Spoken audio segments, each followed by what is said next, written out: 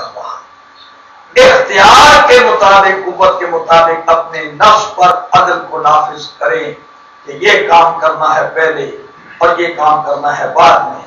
تو پھر آپ کو سرور آئے گا، لطف آئے گا۔ اچھا کام کرنے میں جتنی تکلیف اٹھانی پڑے گی اتنا ہی ثواب اور اجر اس کا زیادہ ہوگا، اور آپ مسرور ہوں گے، آپ کی روح خوش ہوگی، لطف آئے گا کہ آج میں نے ایک مومن کی مدد کی ہے، بڑا مشکل کام تھا، مجھ میں طاقت نہیں، میرے میں چلا گیا تو اللہ تعالیٰ نے مجھے ہمت دی اور اس کی تائید شامل حال ہوئی، میں یہ کام کر رہا تو خوشی سے آپ بہت خوش ہوتے ہیں۔ تو اس طرح سے امام جعفر صادق علیہ السلام اور مولانا مودودی نے اپنی تفسیر میں بھی اسی چیز کو لیا ہے، یہ ہمارے ائمہ کا فرمان ہے، ان کا قول ہے کہ ہر انسان کو رات کو سوتے وقت ایک اپنے پورا انالیسس کرنا چاہیے، جائزہ لینا چاہیے کہ آج اس نے اللہ کی خوشنودی کے لیے کتنا کام کیا ہے اور شیطان کی اطاعت میں کتنے کام کیے، اپنا محاسبہ خود کرے، کوئی چیک کرنے والا نہیں ہے اس کا ضمیر۔ اگر اس کا جوہر انسانی ضمیر روشن ہے نفس ناطقہ تو فوراً اس کو کہے گا کہ اب سونا نہیں ہے، اب 2 رکعت نماز پڑھو، 2 رکعت نماز توبہ پڑھو، استغفار پڑھو اور اللہ تعالیٰ سے اپنے گناہ کی معافی مانگو۔ اللہ تعالیٰ کہتا ہے کہ جس وقت وہ ارادہ کر کے مسئلے پہ کھڑا ہوتا ہے اور اس کا ضمیر رو رہا ہوتا ہے تو اسی وقت جناب اس کا گناہ مٹ جاتا ہے۔ ان الحسنات یذہبن السیئات، نیکیاں جو ہے وہ گناہوں کو مٹا دیتی ہیں، معاف کر دیتی ہیں۔ حقیقت میں ہمیں کوئی پتہ نہیں ہے تو سب سے پہلے ہمیں اپنی ذات پر عدل کو نافذ کرنا چاہیے، اور ہمارے سامنے جو قوتیں ہیں، ان کے جو تقاضے ہیں، ان کی ڈیمانڈ پورے کرنے میں عدل سے کام لیں۔ عدل سے سب سے پہلے یہ کہ اس کی جسٹیفائی کریں کہ یہ جو ڈیمانڈ میرے نفس کی ہے، نفس بہیمیہ کی، جس کے لیے میرے پاس طاقت نہیں ہے اور اب مجھے رشوت دینی پڑے گی یا کسی کے ساتھ فراڈ کرنا پڑے گا یا دھوکہ کرنا پڑے گا، پھر یہ چیز میں خرید سکوں گا، یہ کار اسی وقت مجھے مل سکتی ہے، یہ مکان اسی وقت مل سکتا ہے جب میں پیسے ادھر سے لاؤں گا، تو اب ضمیر اس کی اجازت نہیں دیتا، آپ چوری چھپے ادھر سے کریں گے تو وہ ناجائز ہے، اور یہ آپ اپنے اوپر ظلم کر رہے ہیں، اور یہی مسلسل ظلم جب ہوتے رہتے ہیں تو نفس ناطقہ کی آواز کمزور ہو جاتی ہے، اور وہ اتنا کمزور ہو جاتا ہے کہ پھر وہ بولنا چھوڑ دیتا ہے، اور برائی کرتا ہے تو فخر سے کرتا ہے۔ یہ ہم نے دیکھے ہیں کہ مسلسل برائیاں کرتے کرتے کرتے اتنا جناب اس کے اوپر ختم اللہ علی قلوبہم وعلی سمعہم وعلی ابصارہم غشاوۃ، یہ ان لوگوں کی بات ہے۔ حضور کو بھی اللہ تعالیٰ کہتا ہے میرے حبیب سواء علیہم اانذرتہم ام لم تنذرہم لا یؤمنون، ان پر تو موڑے لگ چکی ہیں، ان پر شیطان کا اتنا غلبہ ہو چکا ہے، نفس بہیمیہ اتنا غالب آ چکا ہے کہ جوہر انسانی اس کا کمزور ہو گیا، وہ ضمیر کی آواز آنی بند ہو جاتی ہے، پھر اس کو برائی بھی اچھائی لگتی ہے، اس پر فخر کرتا ہے۔ تو میں عرض کرنا چاہتا ہوں معصومین کا فرمان یہی ہے کہ جس وقت یہ نوبت آئے وہ بدبخت انسان ہے، اس کو جس طرح سے ہو سکے جلدی سے توبہ کرنی چاہیے، اور اپنے جو غلط کام کیے ہیں ان پر ندامت کے آنسو بہائے، سجدہ ریز ہو کے چیخ چیخ کے دعا کرے اللہ سے، تو وہ بڑا چانس دیتا ہے۔ حقیقت میں اللہ تعالیٰ کا ارشاد ہے کہ عدل کے جو معنی میں بیان کر رہا ہوں، ایک ہوتا ہے بدلہ عدل کا، اور بنی اسرائیل کے مقام تذکرے میں اللہ تعالیٰ فرماتا ہے بدلہ یعنی عدلے کا بدلہ۔ بنی اسرائیل کے مقام بتاتے ہوئے اللہ تعالیٰ نے فرمایا ہے کہ ڈرو اس وقت سے جب کہ کوئی نفس کسی کے کام نہ آ سکے،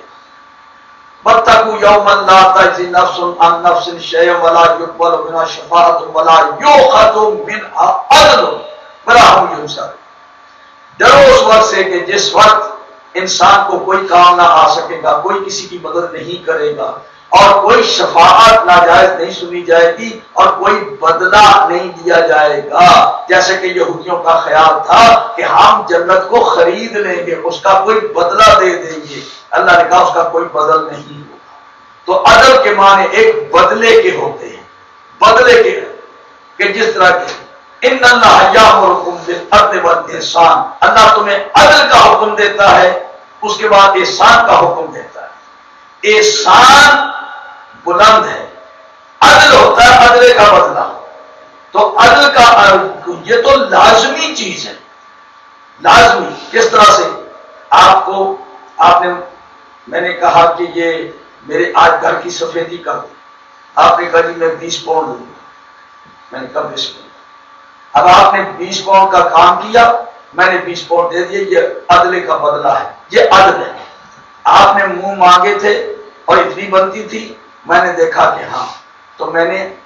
کوئی آپ پر احسان نہیں کیا، آپ نے مجھ پر احسان نہیں کیا، اس کو عدل کہتے ہیں۔ ان اللہ یامرکم بالعدل، اللہ عدل کا حکم دیتا ہے۔ اور اس کے بعد ہے احسان، احسان اس سے اوپر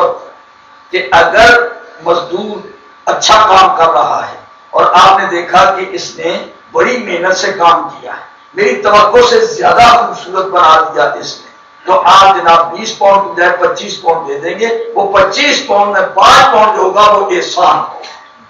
اور وہ آپ کا وہ ہمیشہ ہمیشہ کے لیے شکر گزار ہوگا، تو اس کا اللہ جزا دیتا ہے۔ تو ہمیں اپنی سوسائٹی کے اندر اپنے قوتوں کو اور اپنے مذہب اور مسلک کے مطابق اپنے اندر یعنی یہ خوبی پیدا کرنا چاہیے کہ ہم انسانوں میں شمار رہیں، حیوانوں میں شمار نہ ہوں۔ یعنی جو لوگ نفس ناطقہ کو اوپر رکھتے ہیں، قوت شاوی اور غضبی کو اس کے ماتحت رکھتے ہیں، وہ انسان ہے، اور جن کی قوت شاوی غالب آ جاتی ہے، نفس ناطقہ کمزور ہو جاتا ہے، شکل و صورت میں انسان ہوں گے لیکن وہ حقیقت میں بدتر از حیوان ہے، جیسا کہ سورہ اعراف کی آیت نمبر 179 میں اللہ کا ارشاد ہے وَلَقَدْ ذَرَّأْنَا لِجَهَنَّمَ كَثِيرًا مِنَ الْجِنِّ وَالْإِنسِ لَهُمْ قُلُوبٌ لَا يَفْقَهُونَ بِهَا وَلَهُمْ أَعْيُنٌ لَا يُبْصِرُونَ بِهَا وَلَهُمْ آذَانٌ لَا يَسْمَعُونَ بِهَا أُولَٰئِكَ كَالْأَنْعَامِ بَلْ هُمْ أَضَلُّ أُولَٰئِكَ هُمُ الْغَافِلُونَ۔ آپ تفسیر پڑھ کے دیکھیں، یہ انسانوں اور جنوں کی اکثریت دوزخ میں جا رہی ہے۔ کیوں جا رہی ہے؟ اس لیے کہ یہ دل رکھتے ہیں مگر فکر سے کام نہیں لیتے، سوچتے نہیں، آنکھیں رکھتے ہیں دیکھتے نہیں، کان رکھتے ہیں سنتے نہیں۔ اولئک کالانعام ہے، یہ چوپاؤں کی مثال ہے، بالکل چوپائے ہیں، جانور ہیں، بل ہم اضل، بلکہ اس سے بھی بدتر، اولئک هم الغافلون، یہ مقصد حیات سے غافل ہے، یہ غافل ہیں۔ تو قیامت کے دن اس وقت پتہ چلے گا۔ تو یہ عدل حقیقت میں انسان کو اللہ کے قریب کرتا ہے،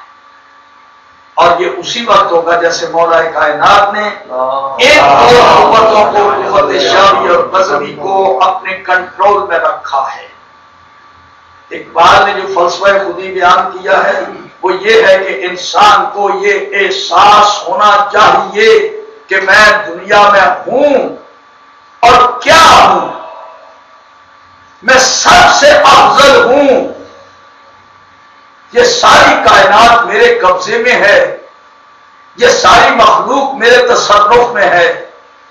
یہ میری خدمت کے لیے ہے، لہذا ان چیزوں کو اہمیت نہ دے، یہ میرے خادم ہیں، میں سب سے افضل ہوں، یہ احساس ہے خودی کا۔ اور جب سب سے میں اونچا ہوں تو پھر اپنی اونچائی کا ثبوت فراہم کرے، فخر اس بات پر کرے کہ مجھ سے اوپر صرف اللہ ہے،